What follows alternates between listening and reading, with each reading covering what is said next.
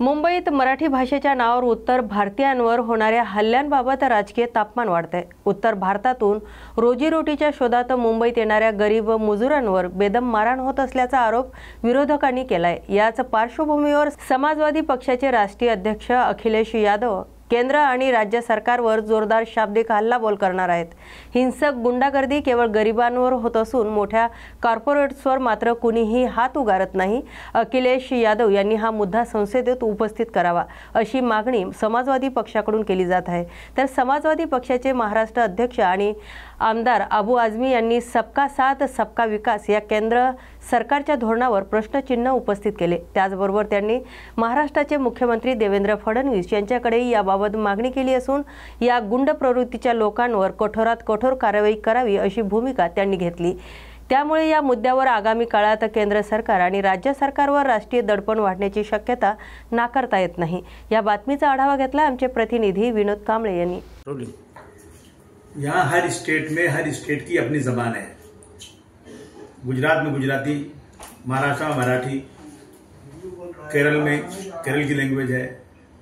परंतु मैं देख रहा हूँ महाराष्ट्र में जो एक इंटरनेशनल सिटी बोला जाता है, जो इस देश इकोनॉमिक स्टेट है, यहाँ बहुत सारे लोग बाहर से काम करने आते हैं। और अभी जो है मनसे के जरिया जो लोग भी मराठी नहीं बोल रहे हैं उनको मारा जा रहा है। मैं मुख्यमंत्री जी का ध्यान दिलाना चाहता हूं कि ये वो परप्रांतीय लोग हैं जो यहाँ पर डेवलपमेंट का काम करते हैं। जब आप याद करेंगे, जब कोविड आया था, लोग मुंबई छोड़ के चले गए थे, महाराष्ट्र छोड़ के अपने अपने गांव चले गए थे, तो यहाँ की इंडस्ट्री, यहाँ की फैक्ट्री, यहाँ के बिल्डर्स परेशान थे। ये वहां इन लोगों को जो है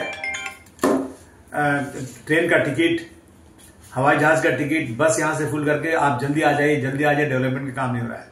यानी डेवलपमेंट के काम में इनका बहुत बड़ा हिस्सा है।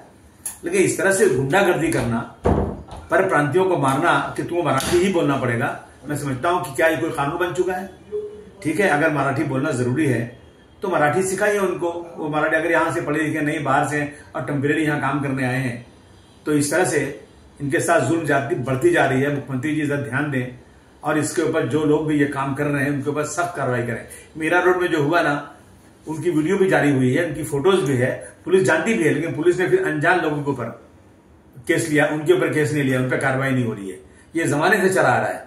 कभी मराठी और हिंदी के बारे में, कभी जो अपर प्रांतीय और महाराष्ट्र के बारे में, इस तरह की चीजें हो रही है। नक्सम है। अभी श्री अखिलेश जी हमारे अध्यक्ष जी से मैं कहूंगा कि पार्लियामेंट में इस इशू को उठाएं।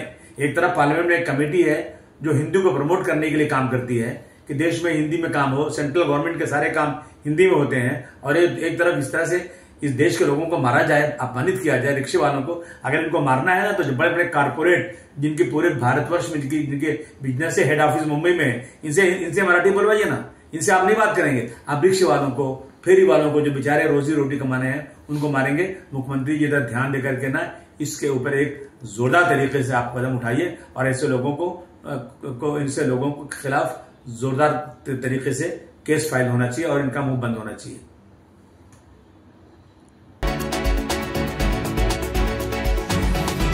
आमच्या मुलांच्या भविष्याशी खेळण्याचा अधिकार यांना कोणी दिलाय असा परखड सवाल लक्ष्मण हाके यांनी प्रस्थापित केलाय। आमचे लय आता प्रेमी आपण धोरण केलंय काय बघा, ओबीसीच्या विद्यार्थ्यांच्या बाबतीमध्ये या महाराष्ट्राच्या अर्थमंत्र्याकडून, ज्यांच्याकडे नियोजन विभाग आहे, ज्यांच्याकडं निधीची तरतूद करण्याचं खातं आहे, त्या अजितदादा पवारांकडून दुजाभाव होतोय।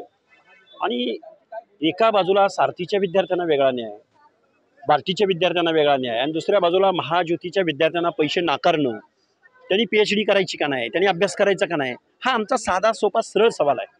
परंतु या महाराष्ट्राचे उपमुख्यमंत्री गेल्या अनेक दिवसापासून आम्ही या महाराष्ट्रात आंदोलन करतोय, पण त्याच्यावरती बोलायला तयार नाही। आम्ही घटनात्मक मागणी करतोय। आम्ही तुमचा कारखाना नाही मागितला, आम्ही तुमची सूतगिरणी नाही मागितली, किंवा तुमची खासदारकी नाही मागितली, आम्ही स्टायपंड मागतोय। आणि आमच्या पोरांनी शिकायचं का नाही शिकायचं, आमच्या ओबीसीच्या मुलांच्या भवितव्याशी खेळण्याचा अधिकार दिला कोणी यांना? त्यामुळे आम्ही हा सवाल करू।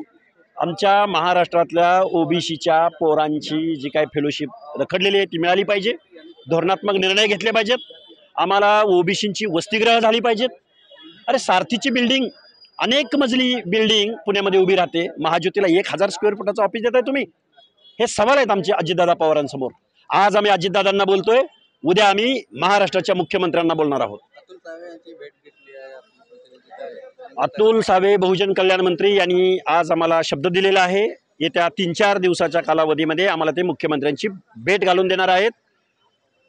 जर आम्हाला धोरणात्मक निर्णय ओबीसींच्या बाबतीत नाही झाला, महाज्योतीच्या बाबतीत नाही झाला, तर आम्ही मुख्यमंत्र्यांना सुद्धा या गोष्टीचा आम्ही जाब विचारणार आहोत. काही मागणार नाही तर काय? नाही मागणी झाली तर आहेत निवडणुका पुढं, त्यामुळे आम्ही घाबरणारे नाही आहोत. आता ओबीसीच्या पोरांना कळतं की आमच्या बाबतीमध्ये शेकडो वर्षापासून काय झालंय आणि आता आमच्या बोडक्यावर कोण बसलेले आहेत. आम्ही या प्रश्नाची उत्तर विचारू. आम्ही लोकशाहीमध्ये राहतो. राजा पूर्वी राजा राणीच्या पोटी जन्माला यायचं, आत्ता मतपेटीतनं येतो. बाबासाहेबांचं संविधान आहे इथं, त्यामुळं इथं कुणीही आम्हाला शहाणपणा शिकवायचं नाही. तिजोरीच्या चाव्या तुमच्या कमरेला गेल्या म्हणून एका विद्यार्थ्यांना वेगळा न्याय आणि ओबीसीच्या विद्यार्थ्यांना वेगळा न्याय हा दिला कोणी अधिकार तुम्हाला? शपथेचा भंग आहे. त्यांनी उपमुख्यमंत्री पदाची शपथ घेतली, आमदारकीची शपथ घेतली, एखाद्या समाजाबद्दल ममत्व भाव बाळगणार नाही अशी शपथ कुणी घेतली?